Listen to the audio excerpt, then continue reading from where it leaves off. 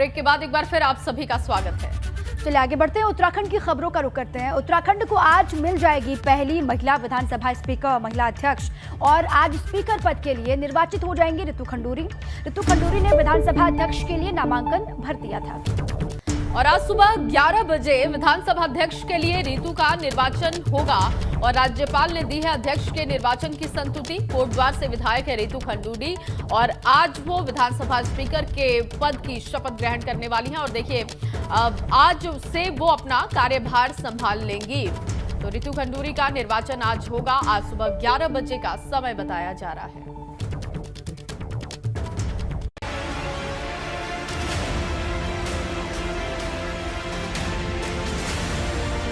उत्तराखंड को रितु खंडूरी के रूप में पहली महिला अध्यक्ष मिल गई है। कोटद्वार से रितु खंडूरी को उत्तराखंड विधानसभा का अध्यक्ष बनाया गया है। रितु खंडूरी ने विधानसभा अध्यक्ष के लिए नामांकन दाखिल कर दिया है। इस बार रितु खंडूरी विधानसभा सीट से विधायक चुनी गई थी, जबकि पहले वो यमकेश्वर से विधायक रह चुकी है। रितु खंडूरी उत्तराखंड के पूर्व मुख्यमंत्री भुवन चंद्र खंडूरी की बेटी है। राजनीति उन्हें विरासत में मिली। कोटद्वार से चुनाव जीतने के बाद से ही उनका नाम पहले मुख्यमंत्री और फिर मंत्री पद के लिए चल रहा था। हालांकि सीएम और मंत्री पद की रेस से रितु बाहर हो गई, लेकिन अब उन्हें विधानसभा अध्यक्ष की जिम्मेदारी दी गई है। राज्य गठन के बाद से ही ये पहला मौका है जब कोई महिला विधायक विधानसभा अध्यक्ष बनी है। इससे पहले धामी सरकार में ऋषिकेश से विधायक प्रेमचंद्र अग्रवाल विधानसभा अध्यक्ष की जिम्मेदारी संभाल रहे थे, मगर इस बार प्रेमचंद्र अग्रवाल को धामी मंत्रिमंडल में जगह मिली है। एबीपी गंगा के लिए देहरादून से पंकज राणा और रवि कैंतुरा की रिपोर्ट। तो उत्तराखंड में भले ही शपथ ग्रहण हो चुका हो, लेकिन पुष्कर धामी ने सीएम पद की शपथ ले ली है, मंत्रियों ने भी शपथ ले ली है, मगर अब तक मंत्रियों को उनके विभाग नहीं मिले हैं। शपथ ग्रहण को अब 3 दिन बीतने को हैं, लेकिन अब तक विभागों का बंटवारा नहीं हो सका है। और ऐसे में सबसे बड़ा सवाल यह है कि आखिर कब मंत्रियों को उनके विभाग अलॉट होंगे।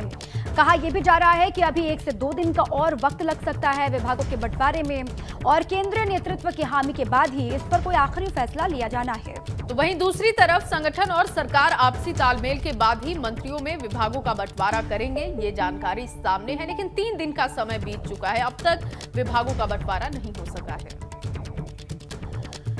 और चलिए, क्या मिलेगा, किसको क्या मिलेगा, किसका पोर्टफोलियो क्या होगा, विभागों को अलॉट कब किया जाएगा, इसको लेकर कई तरह की बातें चल रही हैं। कब इसका वक्त सामने आ सकता है, इसी पर और जानकारी लेते हैं। हमारे साथ देहरादून से रवि कैंतुरा जुड़ चुके हैं।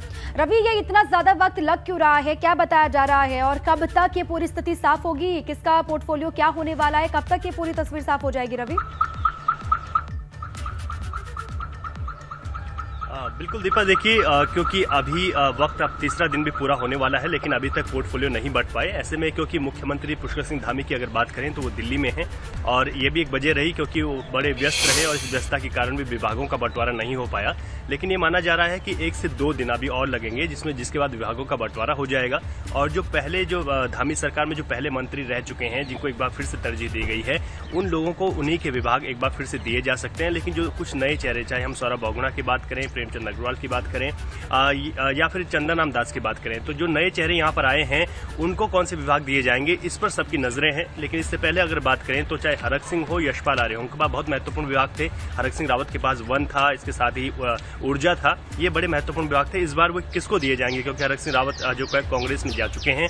इसके साथ ही अगर बात करें तो यशपाल आर्य के पास परिवहन और समाज कल्याण जैसे महत्वपूर्ण विभाग थे, वो इस बार किसको दिए जाएंगे, ये भी एक सबकी निगाहें इस पर टिकी हुई हैं। और बाकी अगर हम बात करें तो धन सिंह रावत और इसमें जो भी पूर्व के जो मंत्री रहे हैं, जो वापस आए हैं, चाहे सुबोध दुनियाल की बात करें, इन लोगों को इन्हीं के विभाग देने की ज्यादा अटकलें हैं, क्योंकि जो पहले से जो मंत्री जो विभाग देखते आ रहे हैं उनको दिए जा रहे हैं। लेकिन इस बार जो सीनियर मंत्री हैं उनको, चाहे यशपाल और हरक सिंह रावत की अगर हम बात करें तो उनके पास बहुत महत्वपूर्ण विभाग थे, उनको जिम्मेदारी दी जा सकती है। जिन नए चेहरों को इस बार मंत्रिमंडल में शामिल किया गया है उसमें सौरभ बहुगुणा है, प्रेमचंद अग्रवाल हैं, चंदन राम दास हैं, तो उनको भी विभाग दिए जाएंगे। लेकिन ये पहली बार मंत्री बने हैं, तो तो ऐसे में कौन से विभाग इनको दिए जाएंगे, इस पर भी अभी मंथन का दौर जारी है। तो कुल मिलाकर अभी 3 दिन हो गए हैं, पोर्टफोलियो का भी बंटवारा नहीं हुआ। 1 से 2 दिन पोर्टफोलियो के बंटवारे में और लग सकते हैं। 3 पद अभी खाली हैं, क्योंकि 11 जो मंत्री के पद हैं वो यहाँ पर हैं।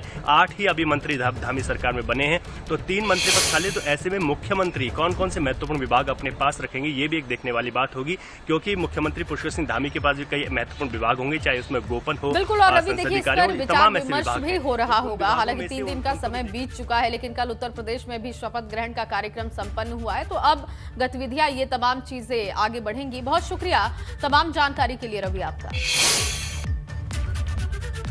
धामी कैबिनेट में अभी तक मंत्रियों के विभागों का बंटवारा हुआ नहीं है, मगर मंत्रियों ने विभागों की मीटिंग शुरू कर दी है।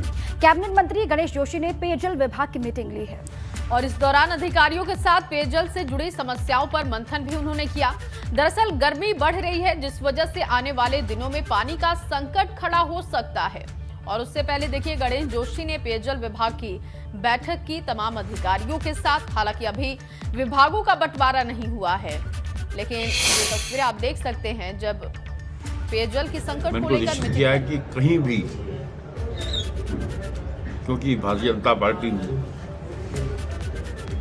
मोदी जी का जो नारा हर घर जल हर घर नल, हम उस पर काम कर रहे हैं। जल जीवन मिशन के कार्य को भी हमने समीक्षा की है और मैंने उनको एक शेड्यूल दिया है कि आने वाले 3 महीने के अंदर जितनी हमारी योजनाएं ये पूरी हो जानी चाहिए, ताकि जो प्रधानमंत्री जी का जो एक सपना है, जो उनका एक आदेश है, वो पूरा हो। और मुझे पूरा भरोसा है कि ये अधिकारी, क्योंकि दोबारा फिर भारतीय जनता पार्टी की सरकार बनी है और हमें मालूम है कि कहाँ पर, और अधिकारी को भी मालूम है कि कौन सी योजना कहाँ पर है, किस स्टेज पे है, तो काम करने में आसानी होगी, इन कामों को हम पूरा करना है। चलिए, इस बीच एक बड़ा अपडेट आपको दे। आज उत्तराखंड के दौरे पर राष्ट्रपति रामनाथ कोविंद होंगे। आज दोपहर 1:30 बजे जॉली ग्रांट एयरपोर्ट वो पहुंचेंगे, इस बात की जानकारी है। एयरपोर्ट से देहरादून स्थित आशियाना राष्ट्रपति भवन वो पहुंचने वाले हैं। तो राष्ट्रपति का दौरा आज उत्तराखंड का बताया जा रहा है और आज देहरादून में ही रात्रि विश्राम का उनका कार्यक्रम है, ये कहा जा रहा है। और उसके बाद कल सुबह देहरादून से हरिद्वार के लिए उनकी रवानगी होगी। हरिद्वार में दिव्य प्रेम सेवा मिशन के कार्यक्रम में शरीक होंगे, शामिल होंगे महामहिम रामनाथ कोविंद। तो एयरपोर्ट से देहरादून के लिए उनकी रवानगी, उसके बाद कल सुबह का वक्त है, देहरादून से हरिद्वार के लिए वो रवाना हो जाएंगे। उसके बाद वहां पर जो कार्यक्रम है उसमें वो शामिल होंगे, लेकिन आज रात्रि विश्राम का जो कार्यक्रम है वो।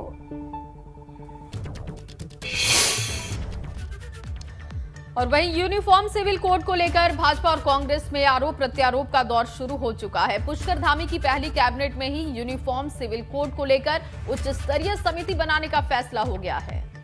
और इधर कांग्रेस इस पर सवाल भी उठा रही है। कांग्रेस का कहना है कि सरकार ने कैबिनेट की पहली बैठक में जनता से जुड़े मुद्दों पर बात करने के बजाय वो मुद्दा उठाया जिसका उसके घोषणा पत्र में जिक्र तक नहीं था। अच्छी कमेटी बननी है, इसमें अच्छे विधि विशेषज्ञ हैं, अच्छे जानकार हैं, स्टेक होल्डर्स हैं, उन सभी को हम लेंगे जो भी इससे प्रभावित होते हैं। यूनिफॉर्म सिविल कोड का जिक्र संकल्प पत्र या उनके चुनावी घोषणा पत्र पर कहीं नहीं है। चलते हुए चुनाव में किसी ने मुख्यमंत्री जी के कान में फूंक दिया कि यूनिफॉर्म सिविल कोड की भी बात करो तभी जीत सकते हैं, और उस बात को क्या और कैबिनेट में उसको ले आए। अरे ये वादा तो केंद्र में बैठी हुई सरकार देश के लोगों से जब जब लोकसभा का चुनाव हुआ तब तब करती आ रही है। अभी तक तो पूरा हुआ नहीं। अभी तो इन्होंने क्या कैबिनेट की बैठक इसलिए बुलाई गई कि समिति का गठन होना है। हर स्टेट को ये डायरेक्ट किया है कि आप लोग को यूनिफॉर्म सिविल कोड लागू करना चाहिए। तो उसी परिप्रेक्ष्य में हमारे माननीय मुख्यमंत्री जी और हमारी सरकार का जो घोषणा पत्र था, जो 2022 में हम चुनाव लड़ने गए थे पब्लिक के बीच में, हमने ये वादा किया था कि हम यूनिफॉर्म सिविल कोड को लागू करेंगे। और उसी को देखते हुए कल कैबिनेट में एक ही फैसला कल हुआ है, उसमें कमेटी गठित हुई है। और चलिए खबरों में आगे बढ़ेंगे। बड़ी खबर आपको बता दें, गोरखपुर के चौरी चौरा में हंगामा और बवाल की खबर है। उपद्रवियों ने पुलिस की 10 गाड़ियां तोड़ी हैं और इसके साथ ही सेना के जवानों की मौत पर फूटा गुस्सा। सिक्किम में तैनात सेना के जवान की मौत हुई थी, इसी बात को लेकर हंगामा किया गया। ड्यूटी के दौरान संदिग्ध परिस्थितियों में मौत हुई और सेना के जवान का शरीर चौरी चौरा पहुंचा। सड़क पर पार्थिव शरीर रखकर लोगों ने जमकर हंगामा किया, चक्का जाम किया और चक्का जाम धीरे धीरे उपद्रव में तब्दील हो गया। उपद्रवियों ने पुलिस के ऊपर पत्थर भी फेंके। ये देखिए तस्वीरें भी आपको दिखा रहे हैं। पुलिस ने भी उपद्रवियों को खदेड़ने के लिए लाठीचार्ज भी किया। सेना की ओर से जवान की मौत को खुदकुशी बताया जा रहा है। परिजन आतंकी हमले में जवान के शहीद होने की बात कर रहे हैं और देखिए अब इसी परिस्थितियों के बीच ये तस्वीरें सामने निकल कर आई हैं। जब पार्थिव शरीर उत्तर प्रदेश पहुंचा उस वक्त की तस्वीरें ये आपको दिखा रहे हैं। लोगों ने ट्रेन रोकी, पुलिस पर पत्थर फेंके और उसके बाद परिस्थितियों को कंट्रोल करने के लिए पुलिस ने लाठीचार्ज किया।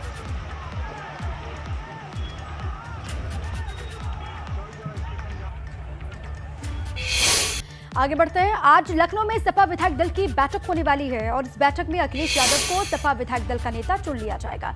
चुनाव नतीजों के बाद सपा के नवनिर्वाचित विधायकों की ये पहली मर्तबा बैठक होगी और बैठक पार्टी मुख्यालय पर आज सुबह 10 बजे होगी। बैठक में सभी सपा के विधायक मौजूद होंगे।